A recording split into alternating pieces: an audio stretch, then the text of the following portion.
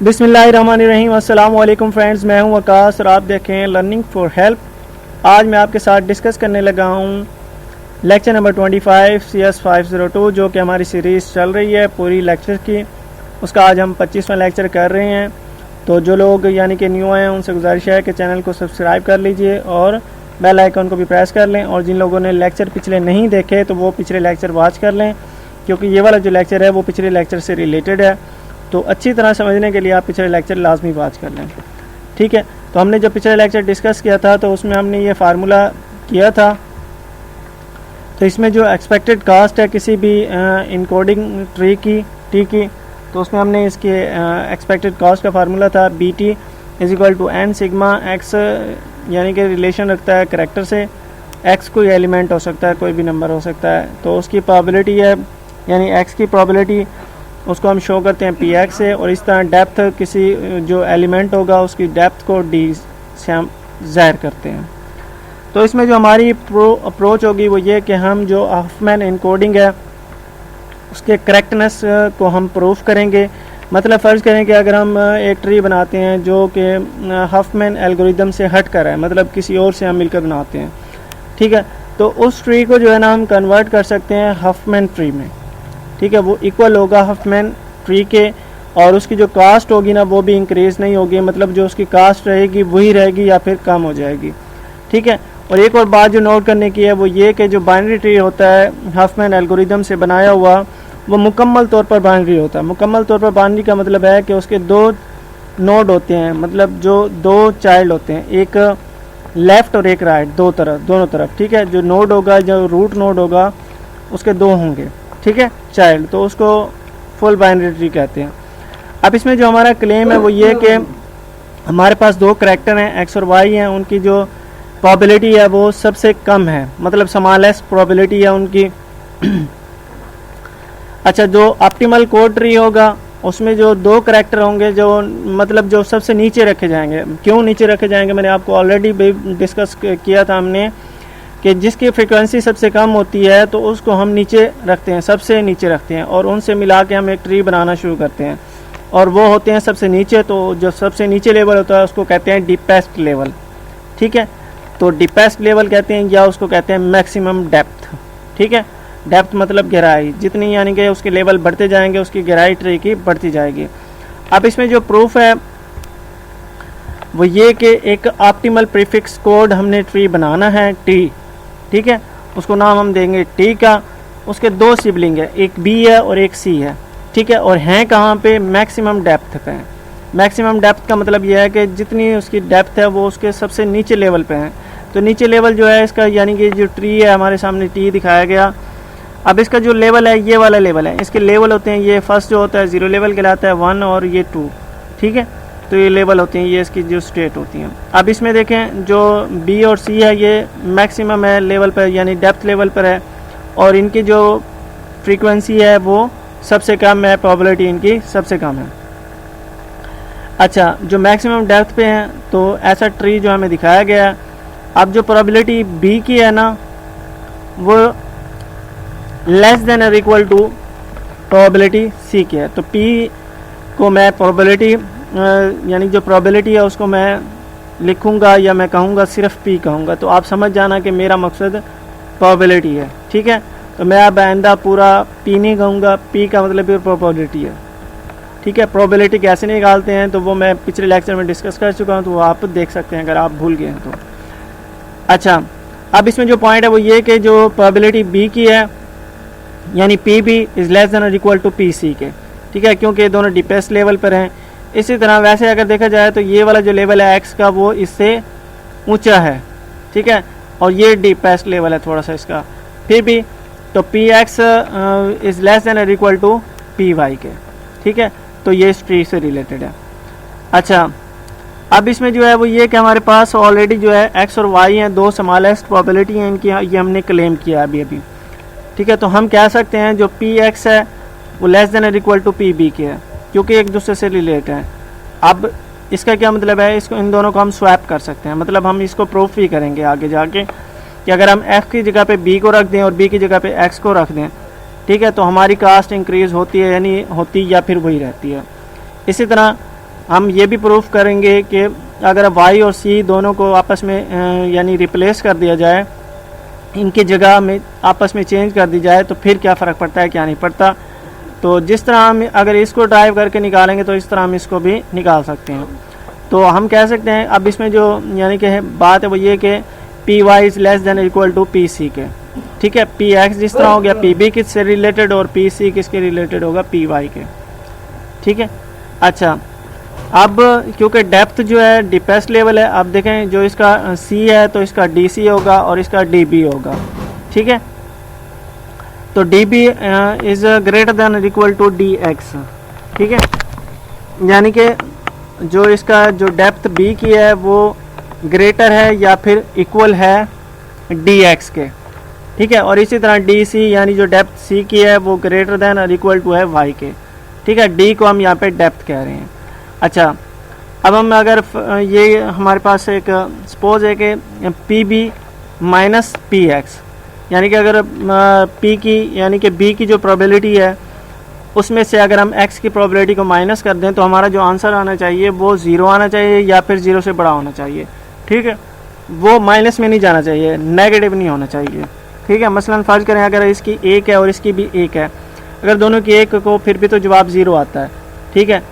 अच्छा, अब इसकी अगर 0.1 है और इसकी भी 0.1 है फिर भी ज़ीरो आता है, और अगर इसकी ज़्यादा है इसकी कम है तो फिर जवाब ज़ीरो से ऊपर आएगा। इसी तरह जो डेप्थ बी की है वो एक्स से अगर हम यानी कि बी में से अगर एक्स को माइनस करते हैं तो फिर भी जो जवाब हमारा आना चाहिए वो ज़ीरो या ज़ीरो से बड़ा होना चाहिए। तो इनका जो प्रोडक्ट है वो भी नेगेटिव होगा। प्रोडक्ट आपको पता है कि हम डॉट के सिंबल से शो करते हैं, तो इसको लिखने के लिए देखें अब इन दोनों का प्रोडक्ट, तो P B minus P X, ठीक है। डॉट डॉट आपको पता है प्रोडक्ट को शो करता है, उसके बाद D B minus D X is less than और ग्रेटर देन और इक्वल टू ज़ीरो, ठीक है। अब बात यह है कि अब हम स्वैप कर देते हैं। फ़र्ज़ करें जो x है उसको रिप्लेस कर देते हैं b के साथ, मतलब x की जगह पे b चला जाए और b की जगह पे x चला जाए। अब देखें, अब हमने जो अगर इनकी जगह भी चेंज किया है ना, एक बात गौर से सुन लें, बेशक हमने इनकी जगह भी चेंज किया है, बेशक अब जगह चेंज किया है, लेकिन जगह चेंज करने से उसकी प्रोबेबिलिटी तो चेंज नहीं होगी। हाँ, जगह चेंज हो जाएगी, जगह जब चेंज होगी तो इसका जो डेप्थ है ना वो यानी बढ़ जाएगी, x की डेप्थ बढ़ जाएगी और b की कम हो जाएगी। क्यों? b ऊपर चला जाएगा और x नीचे आ जाएगा। तो ये बात काबिल गौर है, आप इस बात पे गौर करें बार बार कि अब जो हमारा फार्मूले में चेंजिंग होगी वो ये कि फिर हम b की जगह पे x लिखेंगे और x की जगह पे b लिखेंगे, यानी डेप्थ में चेंजिंग होगी, प्रोबेबिलिटी सेम रहेगी। ये बात ज़हन नशीन कर लें क्योंकि आगे हम फार्मूले में इस चीज़ को यूज़ करने वाले हैं। अच्छा, जब हमने इसको स्वैप किया, पहले हम इस चीज़ को डिस्कस कर रहे हैं, फिर हम इसको भी करेंगे, ठीक है। अब यानी कि x की जगह पे b चला गया और b की जगह पे x चला गया, ठीक है। अच्छा, जब यानी कि जब हमने इनको अभी तो फ़िलहाल ये वाला ट्री अभी गया नहीं है, ये अभी एरो शो कर रहा है कि आप इन दोनों को रिप्लेस कर दें, तो ये वाला जो ट्री है इसको t से ज़ाहिर करते हैं। अब जब स्वैप करेंगे तो एक और ट्री बन जाएगा ना, तो ओरिजिनल तो नहीं रहेगा, तो फिर हम उसको शो करेंगे t प्राइम से, ठीक है। t डैश भी कह सकते हैं, t प्राइम कह दें आप, कुछ भी, ठीक है।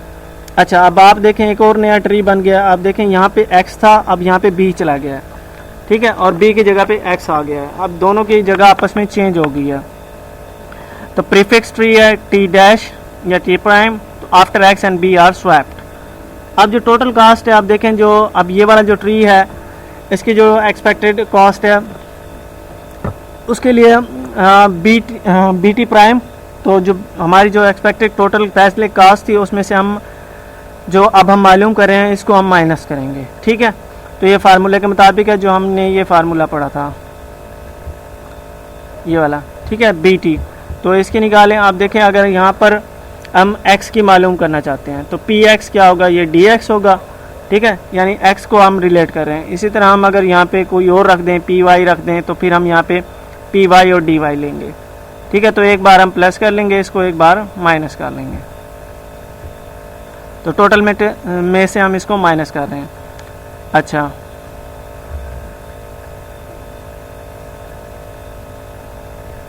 हाँ जी, अब देखें, अब B T minus P X D X हो गया।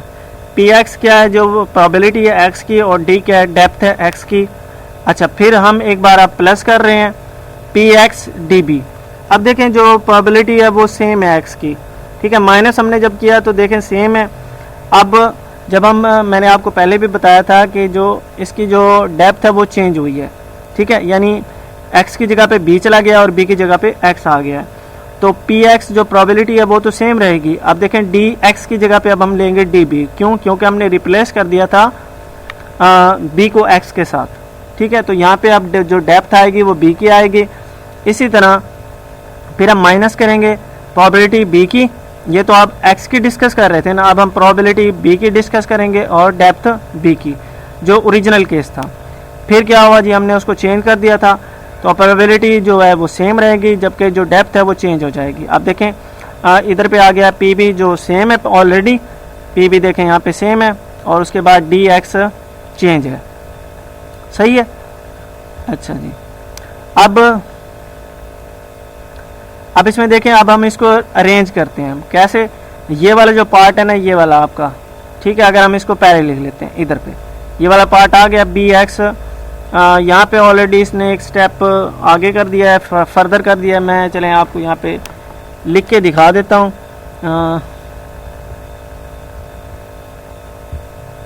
जो स्टेप मिसिंग है। अब ये वाला फर्ज करें हम पहले लिख लेते हैं B x P X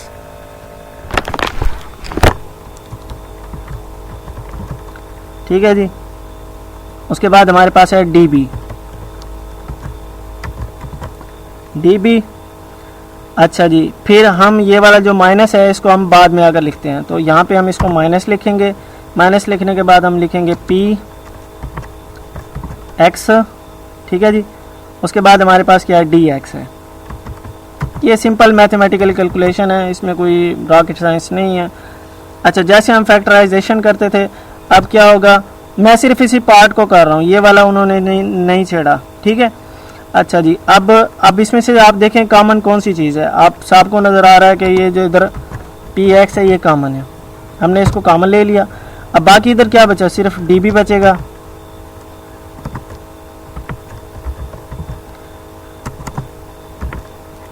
D B minus D X, ठीक है। अच्छा, अब ये चीज़ आप देखें, ये आपके सामने है P X D B minus D X, ये हमने निकाल लिया है। इसी तरह आप इसकी भी निकाल सकते हैं। आप देखें इधर से कौन सी चीज़ हमारे पास कॉमन आ रही है, वो हमारे पास पी बी आ रही है, ठीक है, यानी प्रोबेबिलिटी बी की कॉमन आ रही है इधर, तो हम D B minus D X. अब आप अगर गौर करें तो ये वाला पार्ट दोनों का सेम है, एक इधर से और इधर से। ये फैक्टराइजेशन जैसे हम करते थे पेयर बना के, तो आप ये सिंपल मैथमेटिकल कैलकुलेशन है। अच्छा, अब देखें D B minus D X, ये दोनों का पार्ट सेम है, तो ये वाला पेयर इधर अलग हो गया। बाकी क्या बचा, इधर माइनस पी बी और प्लस पी एक्स। अच्छा, अब यहाँ पे प्लस पी एक्स है। अब अगर फर्ज करें हम इधर कॉमन ले लेते हैं माइनस को, माइनस जब हम कॉमन लेंगे तो ये वाला जो पार्ट है इधर क्या हो जाएगा, ये, ठीक है, ये अलग हो जाएगा ना। तो यहाँ से फिर हम जब हम माइनस इधर कॉमन लेंगे तो अंदर क्या बचेगा, तो जो ये वाला है ये हो जाएगा प्लस में और ये हो जाएगा माइनस में, ठीक है। तो P B minus P X हो जाएगा, और यही चीज़ हमने प्रूफ करनी थी, यही वाली चीज़, ठीक है, कि P B minus P X D B minus D X is greater than और इक्वल टू 0, ठीक है। और ये इक्वल के साइन है, जब हम ये माइनस का साइन जब हम मल्टीप्लाई करेंगे तो ये वाले चेंज हो जाएंगे इनइक्वलिटी में, ठीक है। तो इक्वलिटी इनइक्वलिटी में चेंज हो जाएंगे। तो ये ऑलरेडी हम कर चुके हैं, यानी कि P B minus P X D B minus D X is greater than और इक्वल टू 0, ये हमारा प्रूफ हो चुका है, ठीक है। मैं इसको इरेज कर देता हूँ।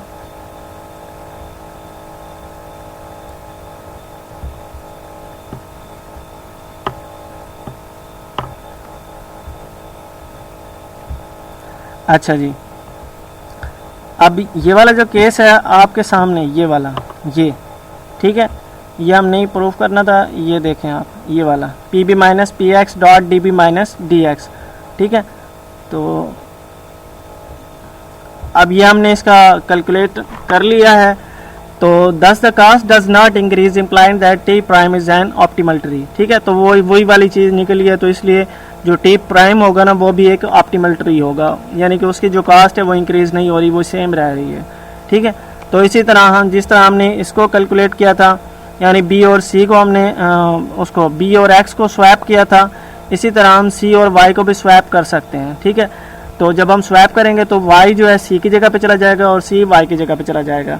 ठीक है, अभी यहाँ पे टी प्राइम है, ऑलरेडी जो हमने किया था एक स्वैप किया था ना, तो ये वाला टी प्राइम होगा। जब हम डबल स्वैप कर देंगे, वाई और सी को भी स्वैप कर देंगे, तो ये जो ट्री होगा, नया ट्री जो बनेगा वो ट्री डबल प्राइम होगा, या डबल आप डैश कह सकते हो।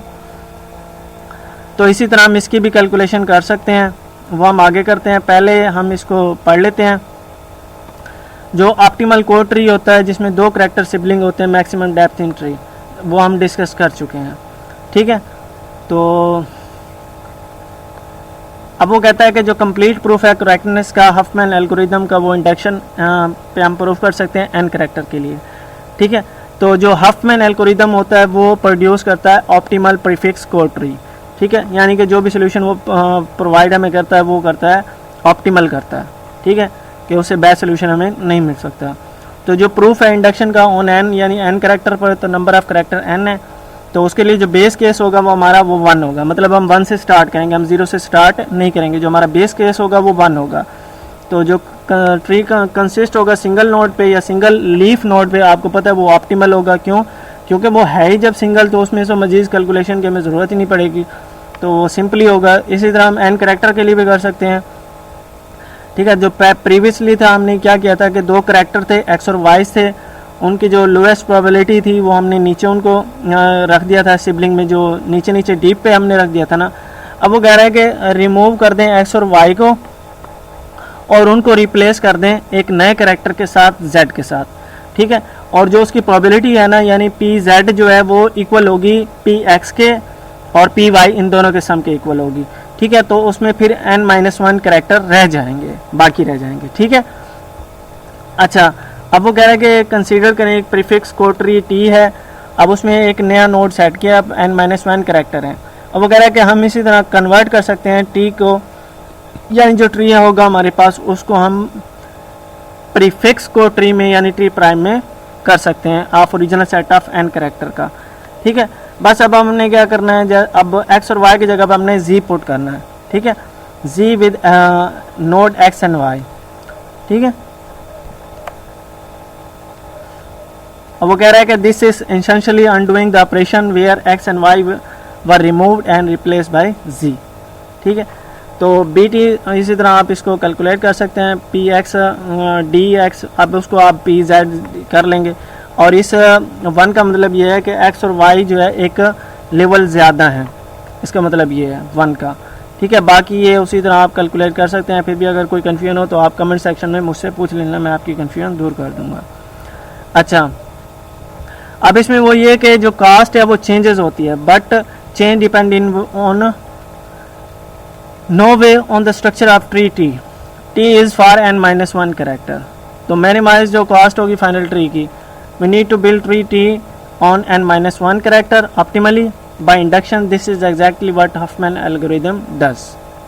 ठीक है, जो फाइनल जो ट्री बनेगा इससे वो ऑप्टिमल होगा। अब इसमें जो एक्टिविटी सिलेक्शन है, ये हमारा नेक्स्ट टॉपिक है। अच्छा, अब एक्टिविटी सिलेक्शन, अब आपने जो शेड्यूलिंग एल्गोरिदम मेरे ख्याल में जो ऑपरेटिंग सिस्टम है उसमें आपने किए होंगे, अगर नहीं किए तो आप आगे कोर्स इसका पढ़ेंगे ऑपरेटिंग सिस्टम का, या फिर इसी सेमेस्टर में आपका या किसी का आगे पीछे होता है। तो उसमें यानी कि जो शेड्यूलिंग एल्गोरिदम है वो काफ़ी सारे दिए हुए हैं, आप उधर से भी डिस्कस कर सकते हैं, उधर भी आपको अच्छे से समझ आ सकती है। जो सेमाफोर वगैरह या वेटिंग स्टेट होती है, ये वो सारी चीज़ें। खैर, उसको छोड़ें, अब हम आते हैं इधर एक्टिविटी सिलेक्शन के ऊपर। एक्टिविटी सिलेक्शन मतलब कोई एक काम कर रहे हैं हम, उसकी सिलेक्शन हमने करनी है कि पहले ये वाला चलना चाहिए, बाद में दूसरा चलना चाहिए, इस तरह। ठीक है, तो हम उनको शेड्यूल कर रहे होते हैं। मतलब अगर फ़र्ज़ करें हमारे पास एक सेट है एक्टिविटीज़ का, ठीक है, जिसमें एक्टिविटीज़ हमारे पास A1 A2 और AN तक हैं, N एक्टिविटीज़ हैं। ठीक है, अब हमने क्या करना है, उसको शेड्यूल करना है कि कौन से जो है ना चीज़ पहले आएगी, कौन सी बाद में आएगी, और वो कुछ रिसोर्सेस यूज़ करेगी। ठीक है। जाहिर है अब कोई चीज़ अगर चलेगी तो वो कुछ ना कुछ रिसोर्सेज तो यूज़ करेगी ना चलने के लिए। अच्छा, अब एक चीज़ वो ये कि जो एक्टिविटी होती है ना उसकी दो चीज़ें तो लाजमी होती हैं। कौन कौन सी आपको पता है? कोई भी अगर हम काम स्टार्ट करते हैं तो उसका एक स्टार्टिंग टाइम होता है और एक फिनिशिंग टाइम होता है, ये लाजमी होता है, ठीक है। कोई भी अगर हम काम स्टार्ट करते हैं तो इसी तरह कोई भी एक्टिविटी होगी उसका जो इनिशियल टाइम होगा यानी स्टार्ट टाइम होगा वो SI होगा और जो एंड टाइम होगा उसको हम FI से रिप्रेजेंट करेंगे, ठीक है। तो एक एग्जांपल है, फ़र्ज़ करें एक लेक्चर हॉल है, उसमें यानी कि लेक्चर जो है हमने वो करने हैं, शेड्यूल करने हैं, तो उनके जो शेड्यूल होंगे वो स्टार्ट और फिनिश टाइम पे होंगे यानी एंड टाइम पे, ठीक है। अच्छा, अब उसमें सिर्फ और सिर्फ एक रिसोर्स है, वो ये है कि वो लेक्चर हॉल में, अब आपको पता है सिर्फ एक ही रिसोर्स है तो फिर वो आगे पीछे यानी कि एकदम साइमल्टेनियस नहीं चल सकते वो, फिर इस तरह कि पहले कौन सा चलेगा पहले कौन सा चलेगा। तो अगर वो उसके ड्यूरेशन पे डिपेंड करें तो दोनों का अगर ड्यूरेशन अगर सेम आ जाता है तो फिर वो ऊपर ओवरलैप करेंगे। मसलन अगर फ़र्ज़ करें दोनों अगर लेक्चर का ड्यूरेशन 21 मिनट और 5 सेकंड है तो वो ओवरलैप करेंगे, ठीक है। तो ये ओवरलैप नहीं करना चाहिए, ठीक है। अगर ओवरलैप नहीं करेंगे तो फिर हम कहेंगे एक एक्टिविटी AI है और जो दूसरी है वो AJ है, दो एक्टिविटीज़ हैं AI और AJ, नॉन इंटरफेयरिंग है, ठीक है, वो एक दूसरे को इंटरफेयर नहीं कर रहे। तो स्टार्ट और फिनिश टाइम इंटरवल जो है ना दोनों के वो ओवरलैप नहीं करते, मतलब एक दूसरे के ऊपर नहीं आते, मतलब सेम नहीं है। तो फिर उसके लिए जो इक्वेशन है वो ये कि SI, FY जो स्टार्ट टाइम है फिनिश टाइम है तो इंटरसेक्शन है, मतलब इनमें कोई भी चीज़ कॉमन नहीं है, ठीक है। अच्छा, जब क्योंकि 5 निकला ना इसका आंसर तो इसका मतलब है कोई भी चीज़ इनमें कॉमन नहीं है, कोई भी जो दो लेक्चर हैं वो सेम ड्यूरेशन के नहीं हैं, नॉन इंटरफेयरिंग है, ठीक है। तो इसमें यानी कि हम सेलेक्ट करेंगे कि कौन सी एक्टिविटी पहले स्टार्ट होगी कौन सी बाद में स्टार्ट होगी। तो इसमें जो है ना जो हम आगे इसको डिस्कस करेंगे मज़ीद के जो सबसे कम जिसका यानी कि ड्यूरेशन होगा उसको हम पहले लेंगे और बाकी को हम बाद में इंशाल्लाह। ये जो चीज़ है हम नेक्स्ट लेक्चर में डिस्कस करेंगे, तो आप मेरे साथ मौजूद रहिएगा इंशाल्लाह। और उम्मीद है आपको ये वीडियो पसंद आई होगी। फिर भी अगर कोई चीज़ आपको कंफ्यूज करती है तो आप मुझसे कमेंट सेक्शन में पूछ सकते हैं, मैं आपके इंशाल्लाह ट्राई करूँगा कि मैं आपको जल्द से जल्द आंसर कर दूँ, ठीक है। तो जो लोग चैनल पे न्यू आए हैं उन सबसे फिर से गुजारिश है कि चैनल को सब्सक्राइब कर लीजिए और बेल आइकॉन को भी प्रेस कर लें ताकि आने वाले वीडियो आपको अच्छे से मिल सके, टाइम पे मिल सके, ठीक है। इस वीडियो को लाइक करना मत भूलिएगा और ज़्यादा से ज़्यादा इस वीडियो को दोस्तों के साथ शेयर कीजिए। मिलते हैं नेक्स्ट वीडियो में, तब तक के लिए अल्लाह हाफिज़।